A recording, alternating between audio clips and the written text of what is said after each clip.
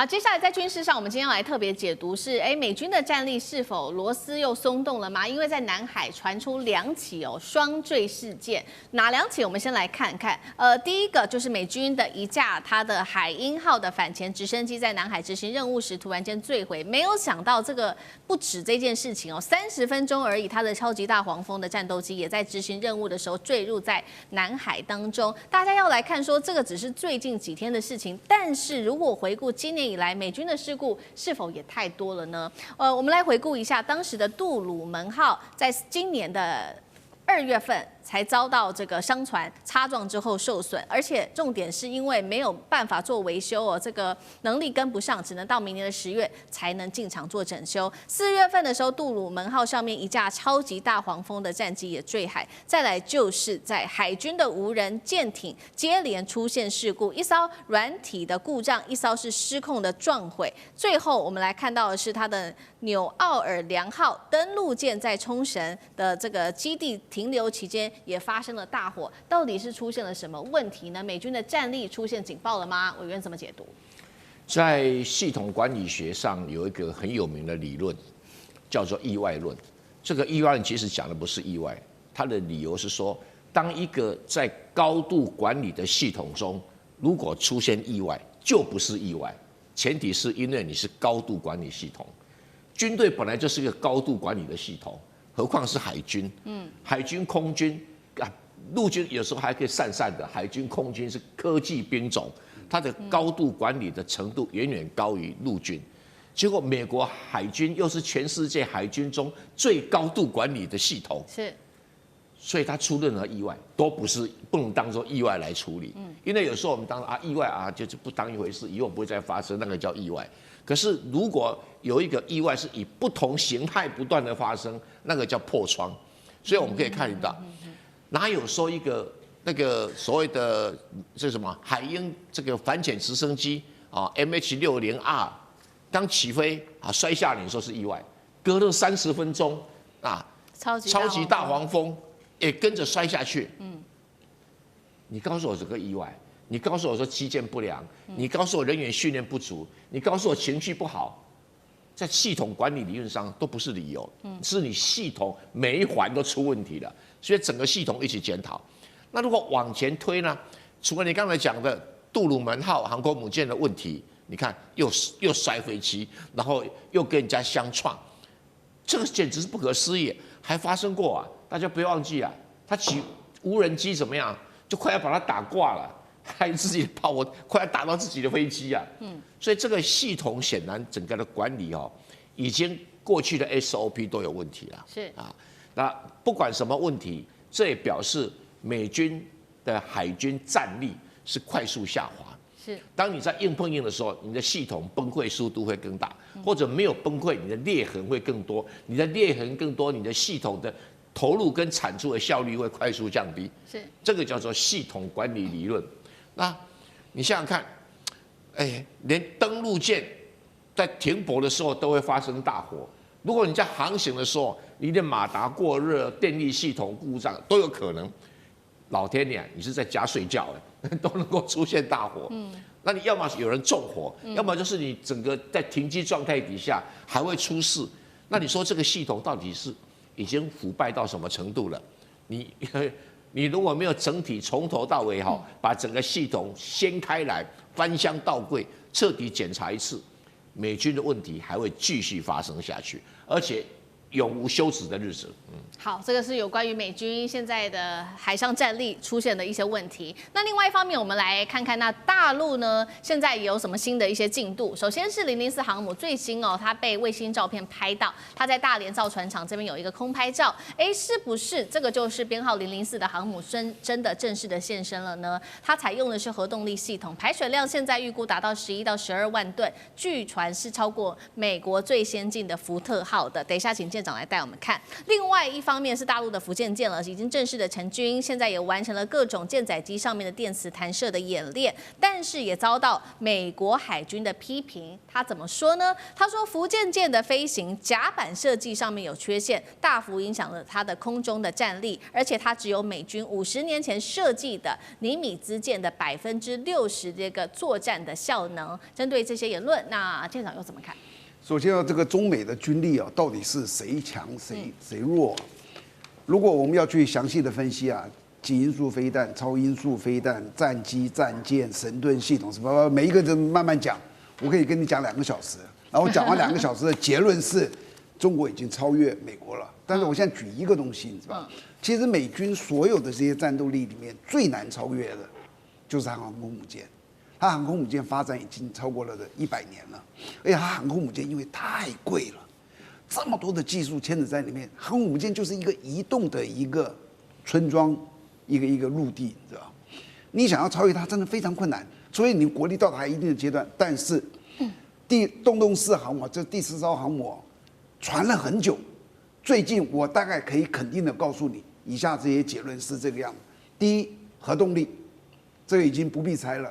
所有的东西大概都是核动力的，洞洞4是核动力。第二个，它的吨位比美国最大的大概10万零多少吨，大概10万出头，它最起码11万吨，它也最大。对。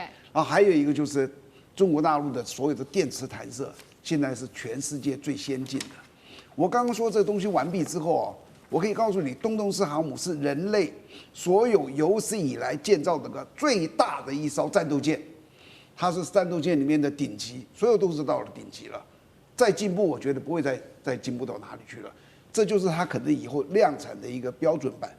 所以第5艘还没有造嘛。第5艘据我所知好像已经造了。那第5艘的型号，记住，将来你一定注意看第5艘的型号，因为它第1艘是洞洞1、洞洞2、洞洞3、洞洞4，对不对？第5艘如果也是洞洞4，就是它已经进入量产。这是它最成熟的，那就超越。那剩下的只有2样东西，可能美国目前看起来还领先：第一个核动力的潜舰，第二个战略轰炸机。但是这2样东西，中国大陆的第一个洞沟6的核动力的潜舰的安静的程度，也是各种的没有官宣传言，哇，也是超级的进步，那也是合理的，它应该变成非常安静。还有一个就是这个叫做战略轰炸机，战略轰炸机，中国大陆现在的轰20早就在传说了。也可能在试飞，但是也没有官宣。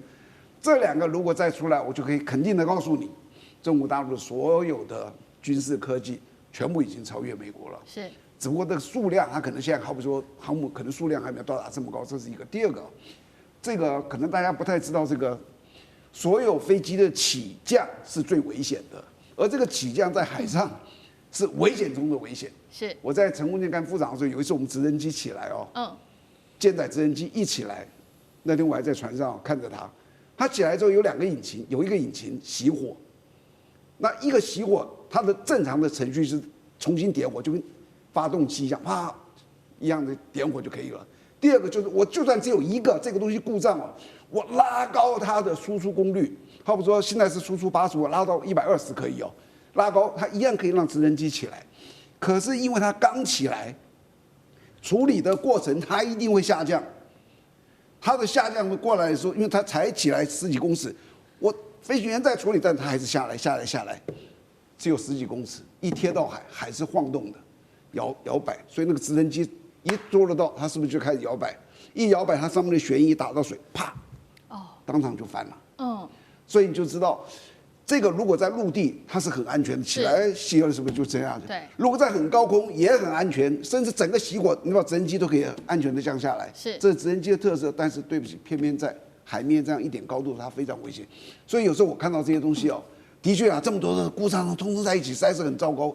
但是有时候你知道，海上的飞行起降是非常危险中的危险。是好，刚刚我们看到是在中美，不管是在海上战力或者是在军事科技上面，舰长帮我们看到的一场比拼不过我们也要来持续看到最近呢，美国在海上发动了许多的战事，尤其就是针对委内瑞拉。我们今天也一起来关注这个消息哦，因为呢，美国最新的航母哦福特号现在呢准备是已经开进了加勒比海，剑指委内瑞拉。其实，观众朋友，我们从9月份开始报道到现在，其实美军已经对他所谓的疑似伪国的运毒船发动了10次的攻击，并且展示他的海上的战力，不管是他把他的气垫船登陆拿出来，或者是直升机的运车，或者是海上射击哦，等等都非常的多。现在专家也预估了，接下来川普手上会有3个剧本，不管是策动反伪军政变，或者是发动斩首行动，或者是直接要让马杜罗下台。但是为什么川普他想了这么多剧本，到现在还是迟迟没有动手？有一个解读是因为委内瑞拉手上有非常好的一些来自于中俄的武器哦，所以有一个中俄的防御圈非常强大。马杜罗说了，他已经部署了5000枚的遏制飞弹，2万名的持有针式飞弹的民兵，跟加上中国大陆提供的一个反舰导弹，就能够侦测到美军 F-35隐形战机上面的一个雷达。杨老师怎么看？为什么美军迟迟不敢动手？川普曾经说他停止了8场战争，那可能接下来还会有第9场。那大家都在猜，这个第9场在哪里？会不会就在委内瑞拉？没有错，从9月份开始哦，你看他派遣8艘这个军舰，然后呢，甚至还有1艘核子动力潜舰，10架 F-35海军陆战队，到目前为止已经这个打了委内瑞拉大概大大小小不同的船舰10次，然后呢做了好多次的演习。那这2天他又公布在9月份的一个演习，现在连福特号全世界最大的航空母舰都要去了，对，该打了吧？如果照他过去打伊朗的这个准备我觉得大概就是时间点，那就要看这个福特舰上面是不是开始在加菜了。因为我记得他们那时候打伊朗的时候，之前就开始在加菜，就做准备。可是你跟打伊朗的核设施不一样啊，你这个东西是要去攻占吗？是要像是那个时候打巴拿马一样，把诺内加给带走抓到美国去，把马杜诺抓到美国去吗？我觉得现在大概不是如此，他大概是真的是模仿打伊朗的核设施一样，可能做这个反毒设施的打击，或者是斩首攻击。可是呢，委内瑞拉自己有一些就是雷达啊、反舰飞弹啊，还有一些针刺飞弹啊等等之类，那会造成一些损伤，所以他现在有一点犹豫不决。但目前我觉得以这个武器的部署连福特舰都去了，如果福特舰去了都还没打，那接下来怎么办呢？那怎么